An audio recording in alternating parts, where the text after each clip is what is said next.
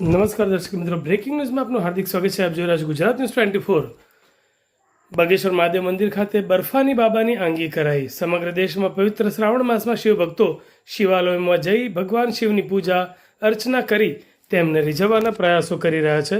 શહેરના બગેશ્વર મહાદેવ મંદિરમાં દર શ્રાવણ માસમાં ભગવાન ભોળાનાથને અલગ અલગ આંગીઓ જેવી કે કઠોળ, અનાજ, ફ્રૂટ, ચોકલેટ, 12 જ્યોતિર્લિંગ, બરફના શિવલિંગ સહિતની અનેક આંગીઓ કરવામાં આવે છે.